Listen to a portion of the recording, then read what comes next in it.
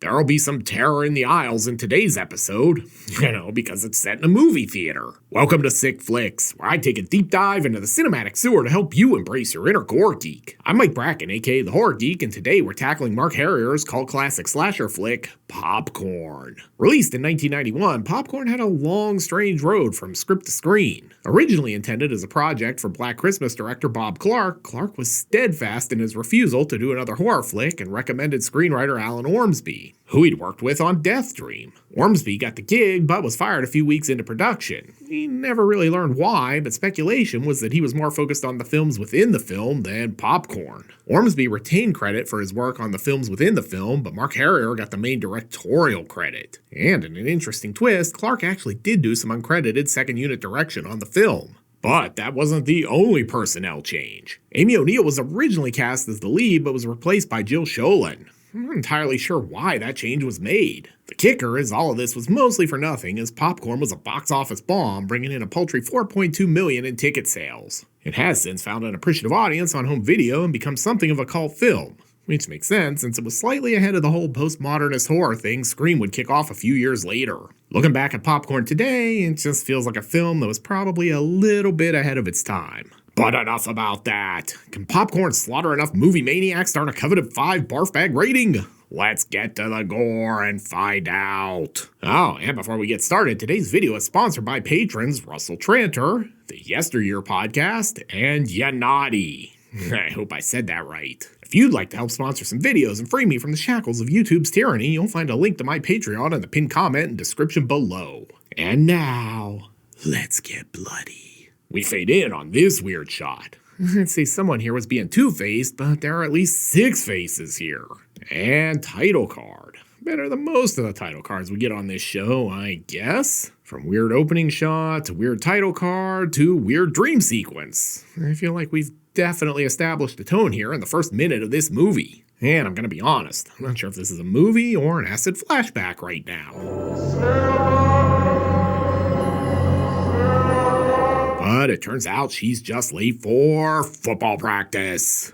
Better take a note. Future self, no more double bean burritos before bed. Holy shit, is she living with Webster's mom? Do you kids even remember Webster? Christ, I'm old. Oh, never mind. It's just Dee Wallace. I think the guy from Night Killer is calling her. Remember who the ninth circle of hell is reserved for. And our sleeping beauty from earlier is her kid. Research question for later.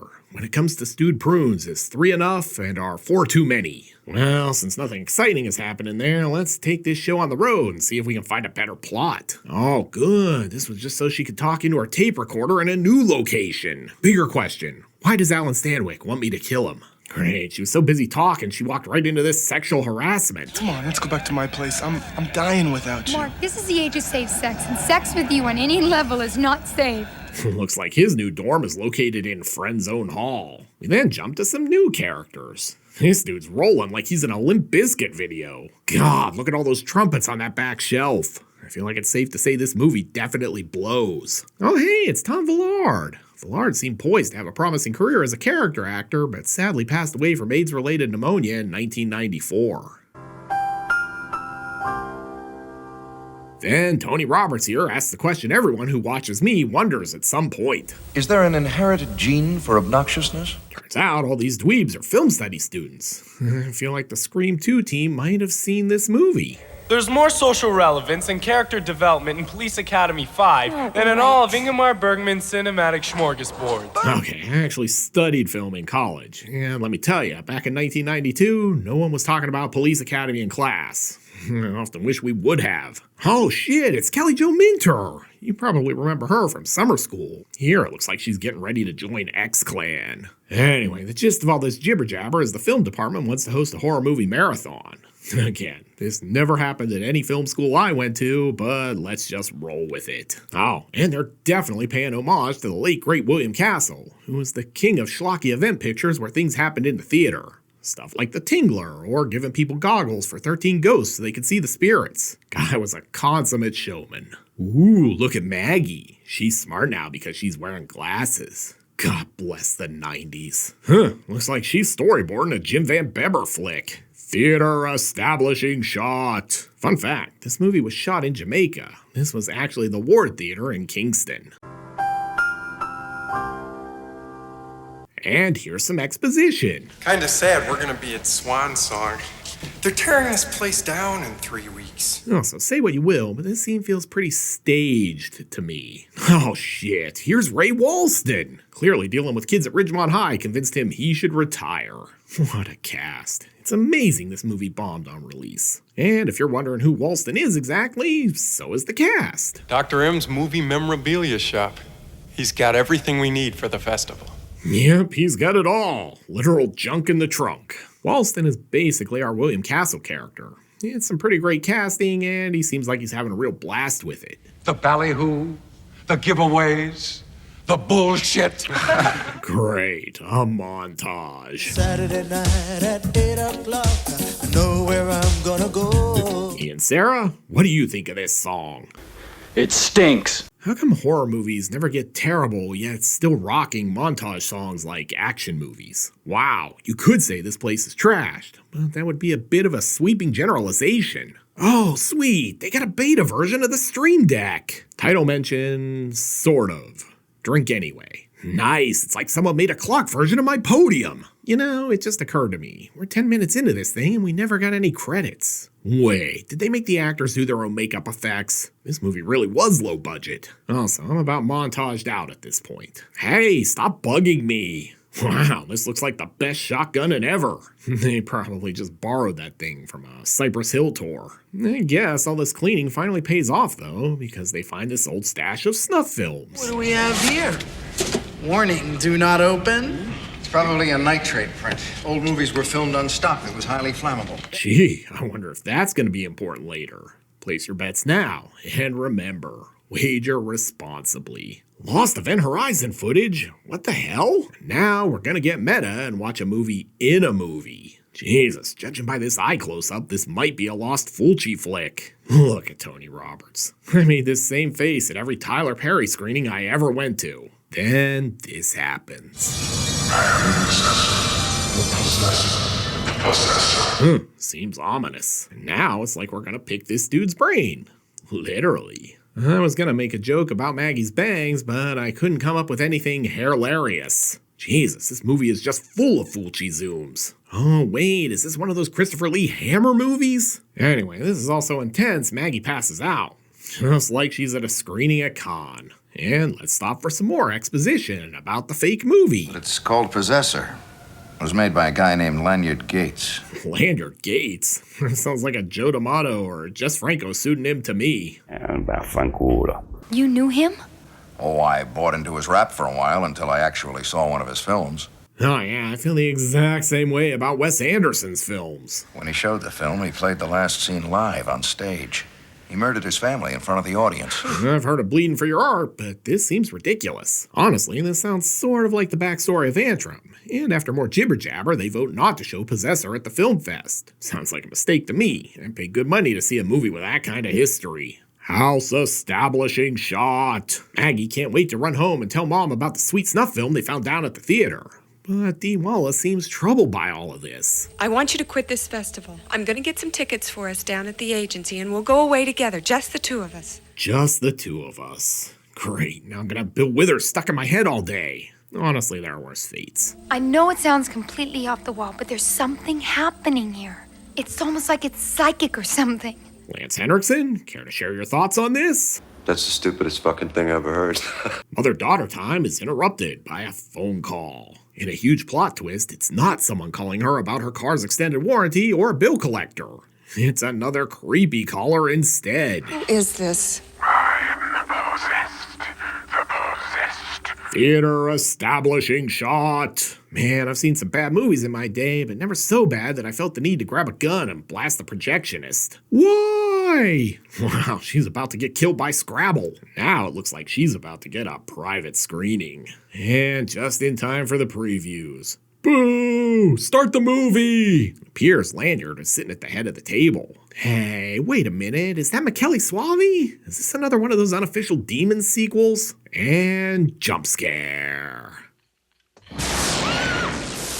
This feels very Suspiria-esque right now. and I'm okay with that.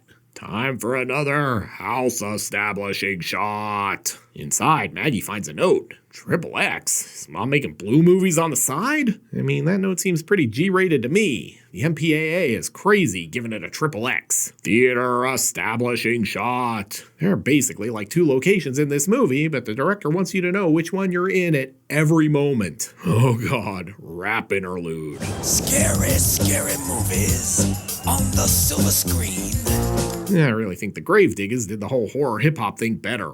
This is more Nightmare on My Street than Nowhere to Run To. I will say, this festival looks pretty cool. The reality is, you go to a horror film festival and it's full of chubby white dudes in black t-shirts coupled with the stench of BO and desperation. Look, I tease because I love you guys. Oh, look, it's Mark! And he's clearly moved on from Maggie. And I can't blame him. His date here is Karen Witter, aka Karen Lore. We last saw her in Buried Alive. And finally, the movie gets underway. Mosquito? Wait, I already covered that. Am I gonna have to riff the movie in the movie? I feel like I should get paid extra for that. Maggie, meanwhile, is headed to the booth. The movie's out of focus! Come on, man! She's convinced Lanyard Gates is in the theater, but even she seems to realize how ridiculous this sounds. There was this guy and he made this movie 15 years ago and he killed all these people and everything and we think he's at our film festival, blah, blah, blah, blah, blah. Back in the other movie, this shit is bluer than some of my early color grades. I don't know what kind of car this was, but it's clearly now a bug.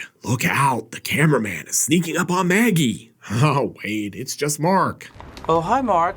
Oh my god, the mosquito flew right off the screen! Man, I'd love to go to a film fest like this. The bad news for Tony Roberts is that someone's hijacked his mosquito and this thing definitely has a taste for blood. That dude is definitely getting probed. Hell yeah. No, not like that, you pervs. Buy this proboscis. I mean, you could say this movie is to die for. By God, it's The Undertaker! Alright, that was a middle of the road, JR. Could probably use some work. The movie's not over yet. Maybe hold off on the standing ovation. Man, these early VR headsets sure were clunky. Oh, so this is how Jacqueline Hagar and the Faceless Men made their masks. Meanwhile, Mark is discovering he's been trying to hook up with a crazy chick. Guy Gates, come back from the dead to show some flick he made and, walked up to the movie theater and bought a ticket like that. Lance Henriksen, care to weigh in again? That's the stupidest fucking thing I ever heard. But wait, there's more. Oh, so Gates came back from the dead to lock Toby out of the theater. Oh. I love how condescending this dude is. But this dude who stole a seat in his date is even more condescending. Hey man, you're in my seat. Sentence of this court. Eat shit, asshole. And in the immortal words of Chris Tucker, you got knocked the fuck out. Then Maggie's getting prank calls on her tape recorder? Sure, let's just roll with it. Wake up. Your life has been a dream. Man, the killer's Tony Roberts cosplay is top notch. And this movie is really shocking the audience. Backstage, fake Tony Roberts and Usher are sucking face. Hell yeah. Well, yeah, exactly like that, but also worse. Well played, pervs. I've heard of sloppy kisses, but this seems on the nose. Or lips. Oh yeah, this dude looks like an extra from Hellraiser. I haven't seen a facelift this bad since Joan Rivers. And if this movie isn't capturing your attention, maybe the puppet show in the rafters will. Oh yeah, got him. Not gonna lie.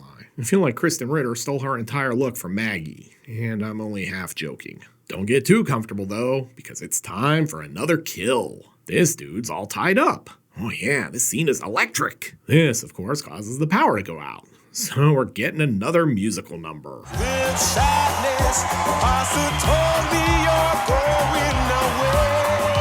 And Sarah, care to weigh in on this new track? It stinks. The producer must have owed these guys a favor or something. How else did they get 2 scenes? That's a lot of mood light for a theater that's supposed to be powerless. And Maggie's hunting Bud. Why does it smell like burnt pork up here? Oh, except... Oh my god. What? No kiss for daddy? Lanyard is her dad. Gee, only saw that coming about 3 hours ago. Very subtle movie. Damn, Eric Roberts is looking rough. And for no discernible reason at all, random slow-mo. I feel like we're running through another acid flashback. Of course, all of this is to reveal what you've already figured out. The Wallace and Maggie/Sarah were survivors of the theater fire Lanyard started during the screening of Possessor. Well, there is this minor wrinkle. Suzanne's not my mother. She's my aunt. My mother's name was Gloria. I mean, that's not exactly an M. Night Shyamalan level twist, but sure. Man, this place is really well lit for being without electricity. Eventually, they head to the basement to fix the lights, but all that's down here is our killer. But hey, the lights are back on so we can get the movies rolling again. The stench. Just insert your own joke here. Downstairs, it's time for a big reveal. Who are you? I'm Toby. Or nearly Toby. Weirdest version of Face Off ever. And since we're here, let's just dump all of the exposition. Lanyard Gates is standing. Died in the fire 15 years ago. But there's more. Toby has a motive. I was caught in that fire, too. I will say, it's kind of hard to take the dude seriously with the Dumbo ear flaps. I mean, now he kind of looks like Freddy Krueger and Cropsy, or Fire Marshal Bill. But all in all, this is some pretty solid practical makeup effects work. Back in the lobby, Mark's date shows up to complain to him, even though she totally ditched him for another random dude earlier. Then she talks some smack to Kelly Jo Minter. Look at her face. You can all but hear the, "Girl, I know you are not talking to me." Then, to top things off, she tries to give Mark a taste of her pimp hand. But he has a black belt in pimp hand foo and deflects. Kelly doesn't get to smack the girl, but she does serve up a knuckle sandwich from the snack bar to this dude. Sweet, incredible melting man poster. But wait, she does get to deal with the girlfriend too. I mean, she squared off with Freddy Krueger. And probably not mess with her. Downstairs, Toby's still doing the Bond villain thing and talking instead of getting his revenge. Hey, let me show you something. And look, Dee Wallace is still alive. She's looking plastered. Hell yeah. No, I mean she's been sealed up in plaster. At any rate, I'm glad Apple held off on releasing this prototype of the ProVision headset. This thing would have killed people's necks. I don't even have a joke here. I just thought this was hilarious and couldn't resist sharing. Maggie was giving you acid. I had to get you out. Next up is the I'm rubber, you're glue gambit. I'm rubber, you're glue. Everything that you say bounces off me and sticks on you, sticks on you, sticks on you. Okay, honest to God, didn't know that was gonna happen when I wrote the previous joke. Multiple screenwriter's credits for me. Anyway, we've got like 15 minutes left, so there's time to kill. I guess we'll start with this dude who's got a sweet Rick cosplay. Oh my God, there are two. Have we entered the multiverse? Is he draining Pickle Rick? That all seems very on brand for a Rick and Morty reference. Then he locks him in a stall? Like, you know you can just scoot under the door, right? Oh, he just wanted him to clean the toilet. Scrubbing bubbles will have your toilet so clean you can eat out of it. Back in the booth, alternate universe Rick is going to take a stab at hooking up with this nurse. Except... What's wrong with your voice? You sound so weird. I got a frog in my throat. Yeah, he handles a girl professing her love for him about as well as I do. Look, I got my own problems. Just leave me alone, all right? He doesn't have time to make a love connection because he's got to set everything up for his climax. I am so glad I cast you in this part. Whoa, let me make the terrible jokes, man. You're a guest on this show. Dee Wallace's performance looks a little stiff. See, all better now. And we're right at the end of the movie, but sure, let's take a detour so Mark can go to Toby's apartment, where he's greeted by Family Dollar Wilford Brimley. I ever tell you about my diabetes, son? Whoa. Toby's last name is D'Amato? I feel like I'm living in the Matrix right now, and I just saw the source code. Speaking of diabetes, guess it's time for Maggie's insulin. He probably stole it from clearance rack Brimley. Back at the apartment, Mark takes off, but Wilford's like, "Let me make you some Quaker Oats. I'll tell you about making Cocoon." And back at the theater, Toby's getting ready for the big finish to this movie. It's really wholesome and nice when the villain helps the final girl get dressed for the final showdown. He's even given her direction. "I'm gonna need you to stand here and scream appropriately when we kill you." Outside, Mark's trying to Assassin's Creed his way into the building, but you know what they say in Hollywood. The show must go on. Are you ready for your close-up? Not gonna lie, working with this killer is still probably easier than working for Stanley Kubrick. At any rate, things are looking pretty dire for Maggie/Sarah. Could she actually die? See, I wasn't kidding about Mark Assassin's Creeding his way into the building. It's showtime! Toby's letting the crowd decide Maggie's fate. And naturally, they think this is all part of the show. "Get off the stage! We want Alice Cooper!" Then Mark shows up. Not only has he played Assassin's Creed, but judging by this maneuver, he clearly also played the Tomb Raider reboot. And he totally misses the stage. I mean, did you expect anything different? This guy's a loser. But as Bob Ross would say, this was just a happy little accident, because his miss has freed the killer mosquito prop. And I think you can see where this is headed. You could almost say that's a real stinger of an ending. Almost. Except mosquitoes don't actually have stingers. Work with me here. And happy ending. Even Kelly Jo Minter lived. Plus, Maggie's about to critique Mark's performance. You're great. God, you look just like Indiana Jones coming down that wire. Well, more like Lara Croft, really, but that game wasn't out yet. Point stands, though. And cue credits. What? No Swerve? Could they only afford Ray Walston for one day? Where the hell did he go? And we never got opening credits, but I guess we can just cram them in now with another terrible song. So, what do we learn from Popcorn? Well, for starters, that it's amazing that this thing even got made. The various directorial and casting changes once production got underway would have derailed a lot of other titles. This one was regarded as a complete flop upon release. I mean, it was so bad that it bypassed first-run theaters and went straight to the dollar theater. That being said, it's a way better film than you'd think, judging by that. Popcorn's main issues are the production challenges and timing. 1991 was a rough time for horror cinema. The 80s slasher boom was over, and the genre sort of floundered around for a few years before Scream hit. A lot of these early 90s titles are good, but they never found an audience back at the release, and that's unfortunate. But enough about that. Can Popcorn fill 5 extra large bags full of splatter?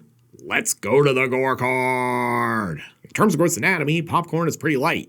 We're treated to 2 impalements by mosquito, 1 strangulation, an electrocution, and Toby's cool makeup effect. Honestly, I'd give Popcorn a lowly 1 barf bag rating for the kills, but the Toby makeup was cool enough to bump it up to a 2. What can I say? I'm generous. Looking for another underappreciated horror flick from the early 90s? Then be sure to check out my review of Body Bags. You'll find a link here on the screen. I'll meet you over there. Until next time, I'm Mike Bracken, aka the Horror Geek, bringing you all the splatter that matters.